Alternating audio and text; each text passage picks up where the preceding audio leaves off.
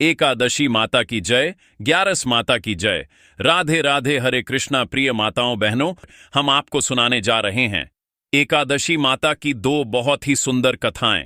यह मान्यता है कि एकादशी व्रत के दिन ग्यारस माता की कथा सुनने से मनुष्य को जन्म जन्मांतर के दुख और कष्टों से मुक्ति मिलती है और साथ ही व्यक्ति की सभी मनोकामनाएं बहुत ही जल्दी पूरी होती हैं।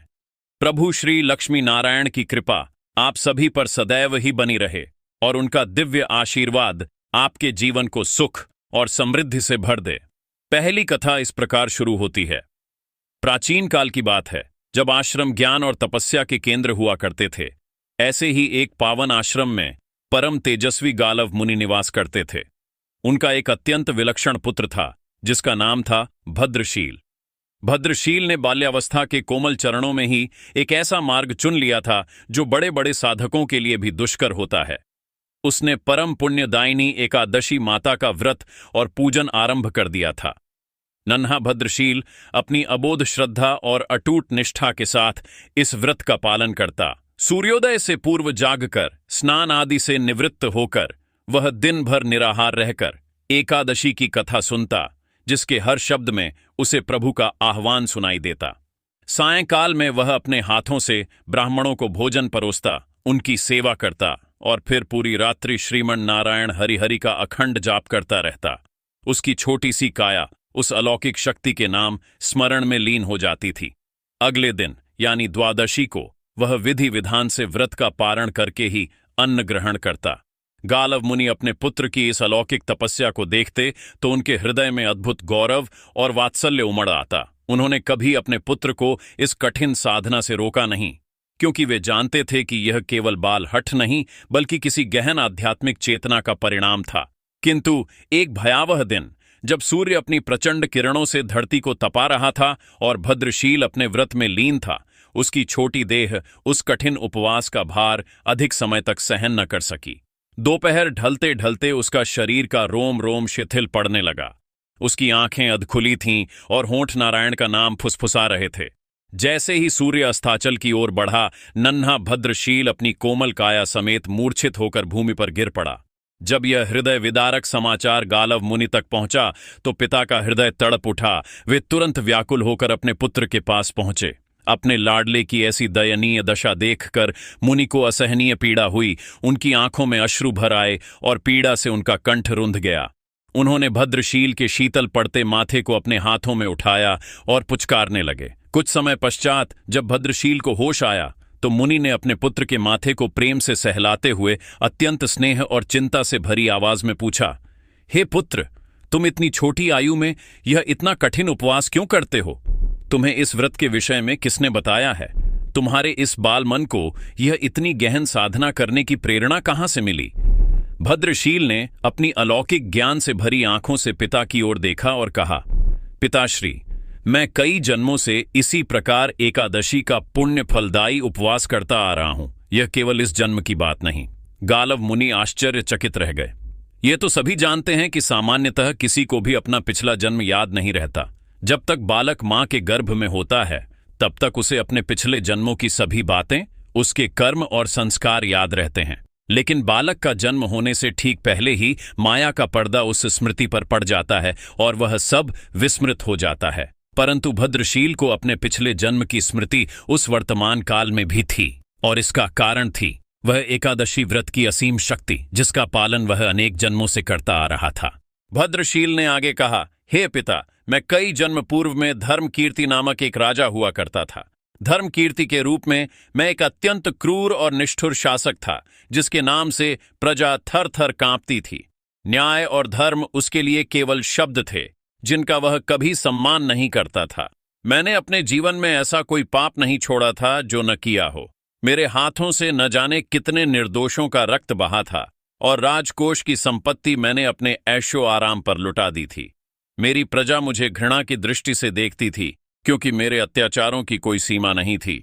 विरोध करने वालों को मैं निर्ममता से कुचल देता था। इसी प्रकार मेरा पापमय जीवन व्यतीत हो रहा था। एक समय की बात है, एक सुनहरी सुबह राजा धर्मकीर्ति अपनी क्रूरता के प्रतीक अपने सैनिकों के साथ सूर्योदय होने से पहले ही शिकार पर निकला था। उनके हाथों में चमकते भाले थे, तलवारें कमर से बंधी थीं और धनुष कसे हुए थे। गहरे जंगल में घूमते हुए राजा ने एक अत्यंत ही सुंदर और आकर्षक हिरणी को देखा। उसकी चाल में चंचलता थी और आंखों में निर्दोषता। राजा का क्रूर मन उस पर मोहित हो उठा। उसे वह हिरणी किसी भी कीमत पर चाहिए थी। राजा ने तुरंत अपने सैनिकों को उस हिरणी का पीछा करने और उसे चारों ओर से घेरने का आदेश दिया। सैनिकों का हुजूम हिरणी के पीछे लग गया। हिरणी भयभीत होकर अपनी जान बचाने के लिए इधर उधर भागने लगी। जब राजा ने देखा कि हिरणी भागने का हर संभव प्रयास कर रही है, तो उसकी क्रोधित गर्जना पूरे जंगल में गूंज उठी। जो भी सैनिक इस हिरणी को भागने देगा, उसके पूरे परिवार को निर्ममता से मौत के घाट उतार दिया जाएगा। राजा की इस घोषणा ने सैनिकों को भयभीत कर दिया और वे अपनी जान बचाने के लिए और भी तेजी से हिरणी का पीछा करने लगे। एक क्षण को हिरणी ठिठकी। उसकी आंखों में मानवों से भी अधिक करुणा थी। उसने सोचा, ओह बेचारे सैनिक, यदि मैं किसी भी सैनिक के पास से भागी तो यह दुष्ट राजा अवश्य ही उनके निर्दोष परिवारों को मार डालेगा। मैं नहीं चाहती कि मेरे कारण किसी भी निर्दोष प्राणी का अहित हो। यह सोचकर हिरणी ने एक अद्भुत निर्णय लिया। वह किसी सैनिक के पास से भागने के बजाय सीधे राजा धर्मकीर्ति के पास से निकल भागी। यह सब देखकर राजा का क्रोध 7वें आसमान पर पहुंच गया। उसने अकेले ही उस हिरणी का पीछा करना शुरू कर दिया और अंततः खुद को एक घने अंधेरे जंगल के बीच में पाया, जहां सूर्य की किरणें भी मुश्किल से पहुंचती थीं। सूर्यास्त होने लगा था और जंगल का अंधेरा और भी गहरा हो रहा था। राजा अकेला, असहाय, एक अदृश्य कारागार में फंसा हुआ था। अब उसे हिरणी कहीं दिखाई नहीं दे रही थी। वह वहां से बाहर आने के लिए दिन भर उस घने जंगल में रास्ता खोजता रहा, परंतु रात्रि के अंधकार और जंगल की जटिलता के कारण उसे कुछ भी समझ नहीं आ रहा था। भूख और प्यास से उसका बुरा हाल था। सुबह महल से जल्दी निकलने के कारण उसने पूरे दिन में कुछ भी नहीं खाया था। पेट भूख से ऐंठ रहा था और गला प्यास से सूख रहा था। चारों ओर से खतरनाक जंगली जानवरों के गुर्राने की आवाजें सुनाई दे रही थीं, जिससे उसका दिल हर पत्तों की सरसराहट पर धड़क उठता था। डर के मारे वह सो भी नहीं पा रहा था। राजा को अब अपने जीवन पर घोर संकट दिखाई दे रहा था। मृत्यु का भय इतना प्रबल हुआ कि उसके पापी मन में बरसों बाद किसी देवता का स्मरण हुआ। भयभीत होकर राजा ने श्री हरि विष्णु से प्रार्थना करना शुरू कर दिया। रात भर डर और पश्चाताप के मिश्रण में वह श्रीमन नारायण हरि हरि का जाप करता रहा। सूर्य उदय होने से ठीक पहले पापों का बोझ ढोते हुए और अज्ञानता में हरि नाम का स्मरण करते हुए राजा धर्मकीर्ति की मृत्यु हो गई। उसके शरीर से प्राण पखेरु उड़ गए। तभी भयंकर रूप वाले यमदूत हाथों में पाश लिए हुए राजा की आत्मा को लेने आए और उसे यमराज के समक्ष ले गए। जब यमराज ने अपने सिंहासन पर बैठे हुए उन यमदूतों से पूछा, तुम लोग इन्हें यहां क्यों लाए हो? इनका स्थान तो वैकुंठ में भगवान महाविष्णु के परम धाम में है। यमराज के इन वचनों को सुनकर यमदूतों की आंखें विस्मय से फैल गईं। उन्होंने अत्यंत विनम्रता से कहा, लेकिन महाराज, यह तो महापापी है। इसने अपने जीवन भर अनेकों पाप किए हैं। इसने तो कभी कोई पुण्य कार्य नहीं किया। इसे तो कठोर से कठोर दंड मिलना चाहिए। इसका स्थान तो नरक में है। तब धर्मराज यमराज ने शांत स्वर में कहा, नहीं, इसके जो भी पाप कर्म थे वह सब अब चले गए हैं। यह अब पवित्र हो चुका है। इसका रोम रोम शुद्ध हो गया है। तुम नहीं जानते, इसकी मृत्यु जिस दिन हुई वह एकादशी की परम फलदायी तिथि थी। उस दिन राजा शिकार पर आने के कारण कुछ भी खा नहीं सका था और रात्रि में जंगल में भटकने के कारण भी इसका उपवास ही रहा। इस प्रकार इसने अनजाने में ही सही पूरे दिन एकादशी का उपवास किया और रात भर जागते हुए मृत्यु के भय से ही सही श्री हरि का स्मरण किया। इस पुण्य कर्म से, एकादशी व्रत के प्रभाव से इसके सारे पाप दूर हो गए हैं और यह पवित्र होकर वैकुंठ लोक जाने का अधिकारी बन गया है। यमराज ने स्वयं एक स्वर्ण रथ बुलवाया जो स्वर्गीय सुगंध से भर उठा और राजा धर्मकीर्ति की आत्मा को उसमें बिठाकर जयकारों के साथ वैकुंठ धाम भेज दिया। एक महापापी राजा को केवल अनजाने में हुए एकादशी व्रत और हरि स्मरण से वैकुंठ की प्राप्ति हो गई। यह एकादशी व्रत की अद्भुत महिमा थी। भद्रशील ने अपनी कथा समाप्त की। गालव मुनि अपने पुत्र की इस अनूठी गाथा सुनकर चकित रह गए। उन्होंने एकादशी व्रत की शक्ति को अपनी आंखों से देखा और अपने पुत्र की तपस्या का वास्तविक अर्थ समझा। जब पृथ्वी लोक में लोगों को इस अद्भुत घटना के बारे में पता चला तो वे सभी एकादशी व्रत के महत्व को समझ गए। पापियों का उद्धार करने वाले इस परम पवित्र व्रत का पालन उन्होंने भी करना आरंभ कर दिया और अपना जीवन अधिक सुख और शांतिपूर्वक जीने लगे, अपने पापों का प्रायश्चित करते हुए। हे एकादशी माता, जैसे आपने अनजाने में व्रत करने वाले राजा धर्मकीर्ति पर अपनी असीम कृपा की, वैसे ही आप हम सभी भक्तों पर भी अपनी कृपा यूं ही बनाए रखना, ताकि हम भी आपके परम पावन धाम को प्राप्त कर सकें। पहली कथा समाप्त हुई। तो बोलिए ग्यारस माता की जय हो, एकादशी माता की जय हो। अब चलिए सुनते हैं एकादशी माता की एक अन्य कथा। प्राचीन काल की बात है, धर्मपुरी राज्य में एक महान राजा सुकेतुमान राज करते थे। राजा बहुत ही बुद्धिमान और बलशाली थे और अपनी प्रजा का बहुत अच्छे से ध्यान रखते थे। राजा की न्यायप्रियता और धर्मपरायणता के कारण प्रजा भी अपने राजा को बहुत पसंद करती थी। राजा की 2 बेटियां थीं और सुकेतुमान दोनों बेटियों से बहुत अधिक प्रेम करते थे। सुकेतुमान की छोटी बेटी देखने में बहुत सुंदर और आकर्षक थी, जबकि बड़ी बेटी उससे थोड़ी कम सुंदर थी। छोटी बेटी ग्यारस माता की पूजा करती थी, इसलिए सभी लोग उससे बहुत प्रेम करते थे और उसकी प्रशंसा किया करते थे। इस कारण राजा की बड़ी बेटी को अपनी छोटी बहन से घृणा होने लगी थी। जब राजा की दोनों बेटियां बड़ी हो गईं, तब एक पड़ोसी राज्य का राजकुमार बड़ी बेटी के लिए विवाह का प्रस्ताव लेकर आया। लेकिन जैसे ही उस राजकुमार की नजर छोटी बेटी पर पड़ी, वह उस पर मोहित हो गया और पहली नजर में ही उससे प्रेम कर बैठा। उसने राजा की बड़ी बेटी से विवाह करने से मना कर दिया और राजा से कहा कि वह छोटी बेटी से विवाह करना चाहता है। यह सब सुनकर बड़ी बेटी अपनी छोटी बहन से बहुत क्रोधित हो गई। अब उसने अपनी छोटी बहन को अपना सबसे बड़ा दुश्मन मान लिया और उससे बदला लेने का फैसला कर लिया। बड़ी बहन ने अपनी छोटी बहन को जान से मारने की योजना बनाई। सबसे पहले उसने एक लड्डू में जहर मिलाकर छोटी बहन को दिया, पर लड्डू खाने के बाद भी उसे कुछ नहीं हुआ। यह देखकर बड़ी बहन बहुत आश्चर्यचकित हुई, लेकिन उसने हार नहीं मानी। अगली रात जब छोटी बहन अपने कमरे में सो रही थी, तो उसने एक मटके में सांप को रखकर कमरे में छोड़ दिया, पर सांप भी छोटी बहन का कुछ नहीं बिगाड़ पाया। फिर बड़ी बहन ने छोटी बहन से कहा कि चलो हम लोग कुएं से पानी भर कर लाते हैं। पानी भरने के बहाने वह उसे कुएं के पास ले गई और उसे कुएं में धक्का दे दिया, पर तब भी छोटी बहन को कुछ नहीं हुआ, क्योंकि हर बार ग्यारस माता उसकी रक्षा कर रही थीं। बड़ी बहन अपने सारे प्रयासों के बाद भी असफल हो रही थी, जिससे वह बहुत क्रोधित होती जा रही थी। तब उसने छोटी बहन के पास जाकर पूछा, मेरी प्यारी बहन, क्या तुम्हें पता है कि भगवान ने सबकी मृत्यु एक निश्चित समय पर लिखी है? क्या तुम जानती हो कि तुम्हारी मृत्यु कैसे होगी? छोटी बहन के मन में कोई छलकपट नहीं था। उसने अपनी बड़ी बहन से कहा, हाँ दीदी, मैं जानती हूं मेरी मृत्यु कैसे होगी। मेरे प्राण एक तोते में हैं और उस तोते के गले में एक हार है। जब तक कोई व्यक्ति उस तोते को मारकर वह हार अपने गले में पहन लेगा, मैं बेहोश हो जाऊंगी, और जैसे ही वह हार गले से उतारेगा, मैं फिर से जीवित हो जाऊंगी। अपनी छोटी बहन की मृत्यु का राज जानकर बड़ी बहन बहुत खुश हुई और उसने छोटी बहन को मारने के लिए उसके पालतू तोते को ढूंढना शुरू कर दिया। छोटी बहन को इस बात का आभास हो गया था कि कोई उसकी जान लेना चाहता है। वह अपने पिताजी के पास गई और उनसे कहा, पिताजी, मेरी मृत्यु के बाद मुझे जलाइएगा मत, बल्कि आप मुझे अपनी पुरानी हवेली में एक पलंग पर लिटाकर छोड़ दीजिएगा। अपनी छोटी बेटी की यह बात सुनकर राजा बहुत आश्चर्यचकित हुए। राजा ने अपनी छोटी बेटी से पूछा, बेटी, तुम यह सब क्या कह रही हो? 2-3 दिन में तो तुम्हारी शादी है। लेकिन छोटी बेटी ने अपने पिताजी को ऐसा करने के लिए विवश कर दिया और उनसे वचन ले लिया। राजा ने भी अपनी छोटी बेटी की बात स्वीकार कर ली। 2-3 दिनों के बाद जब शादी का समय आया तो राजकुमार बारात लेकर राजा के महल आए। जैसे ही राजा की छोटी बेटी राजकुमार के साथ फेरे लेना शुरू करती है, तो उसकी बड़ी बहन उसके कमरे में जाकर तोते को पकड़ लेती है और उसे मार देती है। तोते के गले में जो हार था, उसे वह अपने गले में धारण कर लेती है। जैसे ही बड़ी बहन उस हार को अपने गले में धारण करती है, तो उधर छोटी बहन केवल 3.5 फेरे ही ले पाती है और वहीं पर बेहोश होकर गिर जाती है।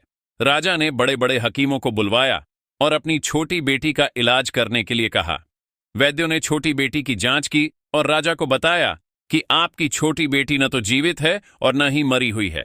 ऐसा पहली बार देखा है। राजा ने वैद्यों और हकीमों को यह बात बाहर न बताने का आदेश दिया और धमकी दी कि अगर उन्होंने यह बात किसी को बताई तो उन्हें फांसी दे दी जाएगी। राजा ने अपनी छोटी बेटी को पुरानी हवेली में एक पलंग पर लेटा दिया, वहां कुछ सैनिक तैनात कर दिए और वापस अपने महल आ गए। राजा की बड़ी बेटी अपने पिताजी के पास आई और कहने लगी, पिताजी, अगर यह शादी संपन्न नहीं हुई तो आपकी इज्जत का क्या होगा? आप कहें तो मैं आपकी इज्जत बचाने के लिए राजकुमार से शादी करने के लिए तैयार हूं। राजा ने अपनी बड़ी बेटी की बात मान ली और बड़ी बेटी को छोटी बेटी के कपड़े पहनाकर मंडप पर भेज दिया। लेकिन राजकुमार यह जान गया कि यह राजा की छोटी बेटी नहीं बल्कि बड़ी बेटी है। जब राजकुमार ने शादी करने से मना किया तो सभी लोगों ने उसे विवश करके बड़ी बेटी से बचे हुए फेरे संपन्न करवा दिए और विवाह करवा दिया। इसके बाद राजकुमार राजा की बड़ी बेटी को अपने महल ले गया। राजकुमार राजा की बड़ी बेटी से न तो बात करता था, न ही उसे पसंद करता था और न ही उसके आसपास भटकता था। अब राजकुमार ने यह फैसला लिया कि वह अपनी प्रेमिका को ढूंढ कर रहेगा और यह जानकर रहेगा कि उसके साथ हुआ क्या है। एक दिन राजकुमार अपने घोड़े पर सवार होकर राजा की पुरानी हवेली के पास पहुंच गया। वहां उसने कुछ सैनिकों को देखा। महल के पास पहुंचकर राजकुमार ने जब महल को ध्यान से देखा तो वह समझ गया कि यह तो उनके ससुर जी का ही महल है। तब राजकुमार ने सैनिकों से पूछा, तुम लोग यहां क्या कर रहे हो और इस महल के अंदर उस पलंग पर कौन लेटा हुआ है? सैनिकों ने बताया कि यहां पर राजा की छोटी बेटी बहुत समय से सोई हुई है। यह सुनकर राजकुमार बहुत खुश हो गया और वह तुरंत अपनी प्रेमिका के पास पहुंच गया और उसकी सेवा करने लगा। जैसे ही रात हुई तो राजा की छोटी बेटी उठकर खड़ी हो गई। राजकुमार यह देखकर बहुत खुश हुआ। उसने अपनी प्रेमिका से पूछा, तुम यहां क्या कर रही हो? तुम मेरे साथ मेरे घर चलो। राजा की छोटी बेटी ने राजकुमार को सारी बातें बताईं कि उसकी जान एक तोते में थी और उसने यह बात सिर्फ अपनी बड़ी बहन को बताई थी। उसने यह भी बताया कि उसकी बड़ी बहन ने ही उसे मारने का प्रयास किया है और उसके पास एक हार है जिसे वह सुबह पहन लेती है और रात को उतार देती है। जब तक वह हार पहनकर रहती है तब तक वह बेहोश रहती है और जैसे ही वह उसे उतारती है वह जीवित हो जाती है। उसने राजकुमार से कहा, जब तक मेरी बड़ी बहन के पास वह हार है तब तक मैं ऐसे ही जीवित और मूर्छित होती रहूंगी। अगर वह हार मेरे हाथ में आ जाए तो मैं हमेशा के लिए जीवित हो जाऊंगी। राजकुमार ने यह बात सुनकर राजा की छोटी बेटी के पास रहने का फैसला कर लिया और उसने अपने बचे हुए सारे फेरे उस पलंग पर लेटी छोटी बेटी के साथ ले लिए और अपना विवाह पूर्ण कर लिया। वह वहीं पर रहने लगा। देखते ही देखते कुछ समय में राजा की छोटी बेटी और राजकुमार की पत्नी गर्भवती हो गई। एक दिन राजकुमार को किसी काम से बाहर जाना पड़ा। तब छोटी बहन के पेट में बहुत तेज दर्द होने लगा। उसने ग्यारस माता का आह्वान किया, जिसके बाद वहां ग्यारस माता प्रकट हुई और उन्होंने अपनी भक्त के दर्द को दूर किया और उसे एक पुत्र की प्राप्ति करवाई। उसी समय वहां अचानक राजकुमार भी आ गया। राजकुमार ने ग्यारस माता को देखा तो वह आश्चर्यचकित हो गया और उसने तुरंत माता को प्रणाम किया। ग्यारस माता ने राजकुमार से कहा कि जब तुम्हारा पुत्र 5 वर्ष का हो जाए तो तुम अपनी पत्नी का हार लाकर इसके गले में डाल देना। देखते ही देखते राजकुमार और राजा की छोटी बेटी का पुत्र 5 वर्ष का हो गया। तो राजकुमार अपने बेटे से कहता है, बेटा, मैं कुछ काम से बाहर जा रहा हूं, तुम अपनी माता का ध्यान रखना, और वहां से चला जाता है। राजकुमार को बाहर निकलते देख बड़ी बहन के सैनिक उसे देख लेते हैं और बड़ी बहन को सारी बातें बता देते हैं, जिसके बाद बड़ी बहन अपनी छोटी बहन के पुत्र को वहां से उठवा लेती है और उसे मरवा देती है और उसके 2 टुकड़े करवा देती है। पहला टुकड़ा चक्की के पास छुपा देती है और दूसरा टुकड़ा अपने पलंग के नीचे रख लेती है। अब ग्यारस माता एक भिखारिन का रूप लेकर उसकी बड़ी बहन के दरवाजे पर आती हैं और भिक्षा मांगने लगती हैं। बड़ी बहन अपने नौकरों से कहती हैं कि जाकर भिक्षा दे दो, लेकिन माता उन्हें मना कर देती हैं और कहती हैं कि मैं तुम्हारी महारानी से ही भिक्षा लूंगी। जिसके बाद बड़ी बहन स्वयं ही भिक्षा देने के लिए माता के पास आती हैं। उधर माता एक बिल्ली का रूप लेकर उसके कमरे में चली जाती हैं और वहां छोटी बेटी के पुत्र के दोनों टुकड़ों को आपस में जोड़ देती हैं और उसे जीवित कर देती हैं। फिर वह उसे लेकर वहां से चली जाती है और राजकुमार को सौंप देती हैं। राजकुमार अपने बेटे को लेकर अपनी बड़ी पत्नी के पास जाता है और कहता है, तुम इसका ध्यान रखना। अगर तुम इस बच्चे का अच्छे से ध्यान रखोगी तो मैं तुमसे बात करूंगा। इसी प्रकार एक दिन राजकुमार अपने बच्चे से कहता है कि तुम माता से उनके गले का हार मांग लो। जिसके बाद राजकुमार का बेटा अपनी मां के पास जाता है और कहता है, माता, मुझे तुम्हारा हार चाहिए जो तुमने गले में पहन रखा है। यह सुनकर पहले तो बड़ी बहन बहुत क्रोधित होती है, पर उसे यह याद आता है कि राजकुमार ने कहा था कि अगर वह इस बच्चे का ध्यान अच्छे से रखेगी तो वह उससे बात करेंगे। इस कारण वह हार उस बच्चे को दे देती है। वह बच्चा तुरंत ही उस हार को लेकर अपने पिताजी को दे देता है और तभी राजकुमार अपने बेटे को लेकर वहां से जाने लगता है और अपनी पत्नी से कहता है कि तुम हमारे लिए खाना बनाकर रखना, मैं शाम को आकर तुम्हारे साथ खाऊंगा। वह अपने बेटे को लेकर वहां से चला जाता है, जिसके बाद वह राजा के पास जाता है और उनको सारी बातें बता देता है। राजा अपनी बड़ी बेटी के इन कटु कर्मों को सुनकर बहुत क्रोधित होते हैं और उसे सजा सुनाते हैं। वह अपनी परवरिश पर ही दोष देने लगते हैं और राजकुमार को अपनी छोटी बेटी के साथ रहने का आदेश देते हैं। प्रेम से बोलिए मित्रों, एकादशी माता की जय, ग्यारस माता की जय।